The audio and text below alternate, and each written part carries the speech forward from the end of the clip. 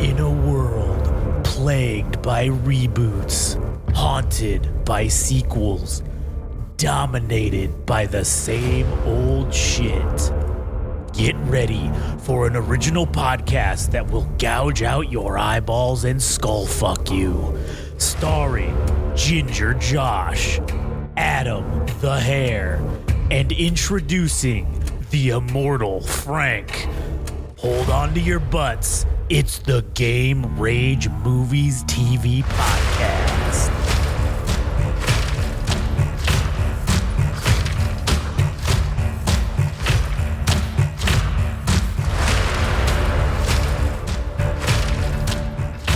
Oh yeah, here we are. Welcome back to another episode of Game Rage Movies and TV. My name is Josh. I'm here today with good buddy Adam. Greetings. Today we're going to continue our series on the show Severance. It's exclusively on Apple TV. This will be episode number 6. But if you want to listen to more of our stuff, and not just this, you can go to YouTube. That fucking cat is an idiot. Anyways, you can go to YouTube. And you can like, comment, and subscribe. Game Rage Magazine on YouTube. Additionally, you can go to @Game Rage Magazine on Instagram and TikTok, @Game Rage Mag on Twitter/X. If you like music and hearing prophecy in the music industry come true, you should listen to All Gas No Trash and follow good buddy Adam at All Gas No Trash Official on Instagram. Also, if you like anime and mangas from the Japans, dude, she's fucking him up. That cat is fucking him up. She will not leave him alone. You can also listen to Frank's Anime Syndicate podcast, and you can follow him on Instagram at anime_syndicate_podcast. All right, that does it for the cheap plugs. Let's get into it. Episode 6, Hide and Seek. This is Severance. Severance, and we get the I don't know if it's the revelation, but it's because we didn't know who the fuck Regabi. God damn it, I can't say that fucking name. Regabi. We didn't really know who the fuck that was because we had heard that name mentioned before of like, oh, I think it might be Regabi. Oh God, Regabi. Oh, who the fuck? And so the security guy, suit and tie buddy, calls up Kobel and says, "Oh, it for sure was Regabi. Like it's definitely Regabi." Is I forgot what his name is. Isn't it Grainer? Yeah, Grainer. And she's just like, "Son of a bitch." So then we get Irving goes to see Bert again. In the Forbidden Garden. The literal Forbidden Garden of Eden. He's like, oh, I just found this room one day. It's just my special favorite little alone spot where I probably jerk off and do other things. And they're talking about just nonsense and their weird fucking coded, like thinly veiled flirting, right? Like, are you embarrassed? Are you ashamed? No. She's like, should I be? Like, that sort of thing. And then so he's like, the Lumen manual doesn't say anything about touching lips. And then he's like, I don't say anything about bumping penises either. It doesn't say anything about putting your penis inside another man's asshole. Well, 69. It doesn't say anything. It doesn't say you can't 69. Yes. And then he says, well, it does forbid office fraternization or whatever. And he's like, well, then I guess we can't, I guess we shouldn't enjoy it then or whatever. And he's like, yes, this is strictly business. And then basically he tells him like, oh, I can't commit. Irving tells him like, oh, I can't commit to, anything or whatever really. He kind of just is like, I'm not ready for this. She fucking runs away. So then Mark finds out that Miss Casey got sent to the break room for not watching him and Helly and them escaping or whatever. And he's just like, no, that's bullshit. He's like, why don't you send me to the break room? And then she's like, oh, Mark, you would say that, you know. And he likes to play the martyr for all like the he the does, women. man. He does. He's a simp. That's what he is. He's like a fucking simp, man. He's like, I'm gonna have. I wouldn't be surprised if Severance turns into a harem anime where like he just gets bitches on one side of his brain and the other. He's gonna have like he's gonna fuck that. He's gonna find out that his wife is still there, is there, right? Yeah. Then he's gonna fuck this chick on the outside. I mean, shit, I'm sure he's probably gonna fuck Helly. He's probably gonna get involved in a three-way with Bert and Irving, all right? Like, you know. It's just gonna be fucking Caligula's den, dude. Everybody's gonna be fucking everybody. That's likely what it always devolves into, is either chaos and anarchy or just fucking sex everywhere. So then he says, you know what? Fuck it. Let's all go. Why don't we introduce ourselves to the fucking O&D people or whatever? And so they all go in there and you know, Bert walks in and he's like, oh, this is my friend, you know, this is the rest of the guys from O&D. And you know, so Mark tells him about like, yo man, like, why don't we figure out what the fuck it is we're actually doing here? Yeah, with his the you that you are from Rickon, whatever his bullshit, and his Communist Manifesto. Yeah, he's like he's becoming emboldened. Yeah, and then Dylan fucking's like, yo man, that was poetic as shit. And he's like, thanks man. And so then he's like, I've been making this map. Like, why don't we go like together to like map this place out and figure out what it is we're really doing here? And they're all kind of like, yeah, man, that sounds like a good idea. And then fucking Milchek shows up and is like, get your ass back to the room, motherfuckers. I ain't got time for this shit. And so basically, when they bring them all back in, Cobell is in the fucking room and she starts singing this fucking song. Oh, dude, it was weird as shit. It was, man. This is definitely a fucking cult. Yeah. And so then she's like, and then she sings this whole song about Keir and all this shit, right? And then immediately she's like, you violated my trust, Mark. I trusted you, Mark, and you violated that trust. And so then basically she says, you know what, Mark? Mr. Grainer's going to be taking you to the break room now. And so he walks into the break room, and dude, Mark is just like, yo, this is fucking bullshit. He's like, whatever, motherfucker, put me in the break room. I don't give a fuck. And then as he's going in, that Miss Casey's coming out, and like, there's this weird like interaction kind of between them, and man, it's just leading up to that fucking eventual whatever. I mean, it's already been revealed essentially that it's his wife, but he doesn't know that, and so, fucking cat. So then, while they were inside O&D, Dylan stole this like. It was like these little instructions for like karate or some shit. Yeah, and he stuffs it under the toilet. Yeah, well, he stole the card and they stuffed it under the toilet. So then, basically, after Mark goes to the break room, Dylan just wakes up and he's in this closet and he's like, what the fuck? And Milchek's there and he's like, Dylan, I need you to tell me where the fuck the card is. And he's like, what? He's like, is this my house? And he's like, holy shit, is this my stuff? He's like, dude, I have a giant fucking closet. This is cool. Yeah. And then fucking, he tells him, you know what you do with the card? And he's like, the what? And he's like, the fucking card that you stole from O&D. He's like, I watched you do it on the footage. He's like, what did you do with it?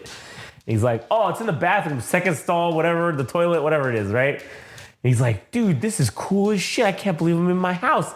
And then he hears, Daddy? He's like, is that my son? Do I have a son? And then he's like, what? And then the kid busts in the door and comes in there and hugs him. And he's like, what the fuck?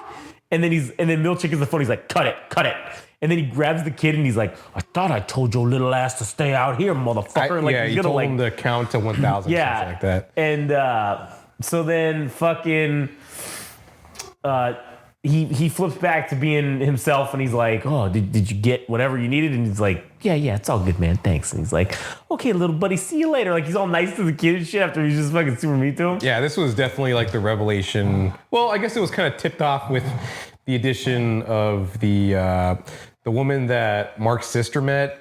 Yeah, From the cabin thing. right. That it turns out that she was severed when she was giving birth, so she wouldn't remember anything about that interaction anyways. Right, because that's why the interaction's so fucking weird, because she like doesn't really even know who this bitch is, and she comes up and she's talking shit like they've been friends. So they got like a kill switch, or they got something else to override their fucking brains. Well, that's the other thing. Remember that this is what adds the whole new layer to the thing, is because they had basically said, well, it happens when you come through the elevator, so it was like proximity triggered. So now they can just literally do it anywhere. So it's kind of like, I wonder if proximity is even the trigger at all. If it's just there's a guy at a work desk and he's just fucking flipping it on every time you go through the elevator. Yeah, if it could just be active. I'm sure that's the plan, is just to have it active on everybody. Yeah. Because that's why they're indoctrinating them in their other mode. Right, yeah. So that once the switch goes off, it's like they're already programmed for I wonder if there's something that's going to be like, oh yeah, they're actually like, people are immortal. Like, and that when you die, like that's what all it is this company figured out how to like capture your consciousness. Or your DNA. They create a clone you, yeah. And then they stuff you with this fake personality that's not really you. It's like the Cure version of you. Yeah. Or Lumen version of you. Yeah, they just indoctrinate you and just fucking brainwash you into fucking believing that it's you. I can't believe how much the dick that Milchek guy was to little kids. It's like, oh, he's never actually dealt with the kid before, because maybe he's only been in the Lumen. Yeah, maybe. Or he hasn't known anything outside of Lumen, so it's like he wouldn't know how to interact with the kid proper anyways. Yeah, and so then basically that chick, her husband, that one that Devin was at the retreat with, her husband is the Lumen-backed senator who supports legalizing severance, and which is also fucking very strange. But then Cobell shows up as Mrs. Selvig to end up getting closer to Devin and Rickon by trying to be their lactation consultant. That is weird as shit. She's playing 3 different people. Yeah, man. That is fucking weird as shit. The neighbor, the fucking... His boss. And then this third role, which is fucking this lactation consultant like or whatever. A grandmother, quote unquote. And she's very good with the baby. It's very strange. Like, and they're like, he's like, Rickon's like, oh, just so you know, we're seeing other people currently at the moment. Like we're trying out other ones. Yeah. She's like, oh yes, I know, but you'll love me. I'll be the best. Yeah. And then what's his name? Doesn't that fucking Grainer guy show up or something again? And he sees her in her like outfit. He's like, that's a little weird. Yeah, he also like makes a comment because I don't know if it's said that he has like a romantic interest in her. Yeah. But he that Miss Selvig lady. Yeah. Or actually Miss Colville denies him. Because he makes a comment like in The Office in one of the previous episodes. He's like, oh, should we do this together? He's like, no. She's like, no. So I don't know what's going on there, but anyway, so. And then we have, where do we leave off? Oh, Mark goes on this date with Alexa. He goes on another date with her. The midwife or whatever the fuck you want to call her. So they fuck. Or they go on a date. Yeah, they go on a date. And she's asking him about like his wife, his former wife and stuff. And like, he's like, oh man, this is fucking weird, dude. He's like, I don't know if should I be talking about this? And she's like, well, I haven't got up and walked out on you yet. And he's like, all right. And she's like, oh, do you guys want to have kids? Like, she asks all these weird fucking questions, man. Yeah. And, he's just like, we tried and it didn't work. And, we were talking about adopting and then, she died. So fuck off. Like, right. Didn't happen. So then, they go out after they're done with the date and they're waiting for their Ubers or whatever. And he sees this fucking sign and he's like, it's like for an advertisement for a punk rock fucking show.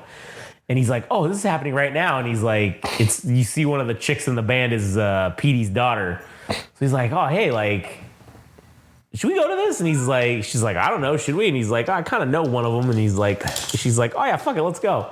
So then they go and they show up and they're basically, it's like Green Day if they actually hated the man, like instead of becoming the man.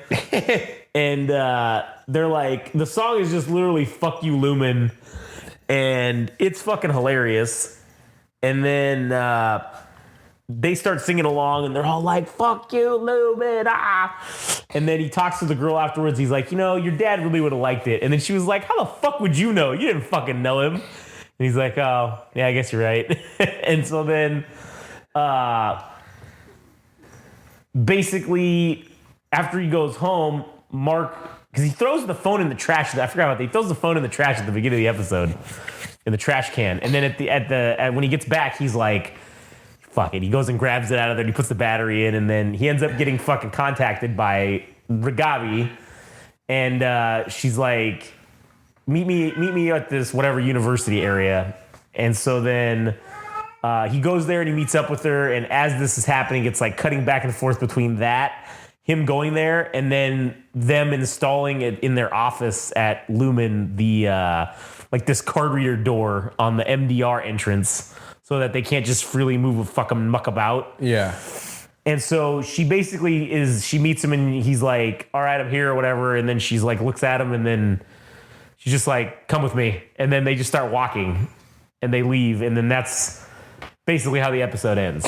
Right. And just to add a little bit further detail, there was the part about Devin, who's Mark's sister, running into that woman. Right. Yeah. Which we already mentioned. Right. But it turns out her husband is a senator that's trying to get severance universally approved.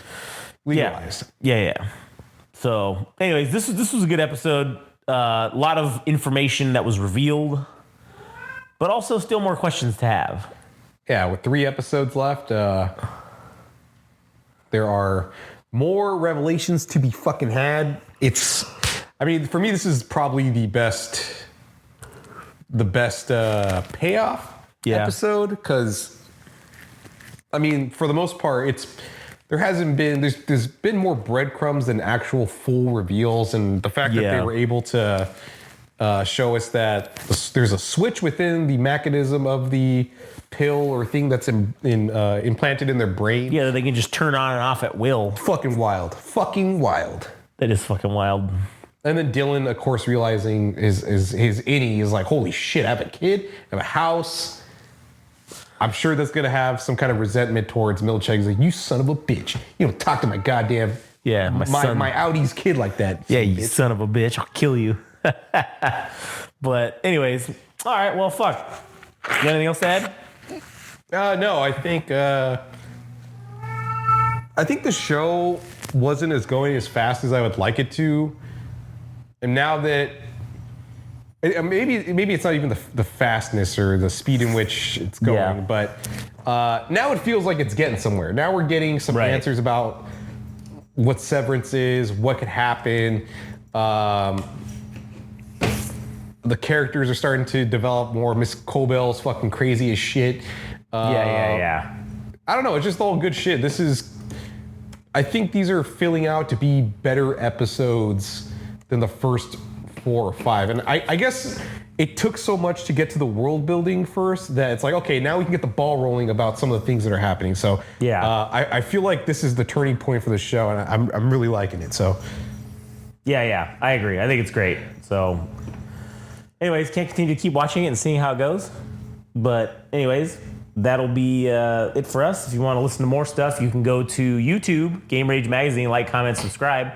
Also, you can follow us on Instagram and TikTok at Game Rage Magazine, Twitter/X at Game Rage Mag. You can follow Adam at All Gas No Trash Official. And you can go follow our good buddy Frank at anime_syndicate_podcast on Instagram. All right, well, that'll do it for us. See you guys on the next one. Excuse me. Oh, hey there, buddy. It's me, 1930s announcer guy, here to congratulate you on making it through this episode. as I hear, getting in their jalopies and riding off into the literal sunset, they wanted me to tell you thanks for listening to their radio broadcast, and should you be so kind as to follow them on some fancy schmancy radio station publication called Instagram and TikTok at Game Range Magazine, and on some other thing called Twitter/X at Game Range Mag. Also, they wanted me to inform you and ask if you could be so kind again as to visit something called the website at www.GameRageMagazine.com. I don't know what that is, buddy, but you should probably go do those things. And, don't forget to tune in next time to the Game Rage Movies and TV radio broadcast.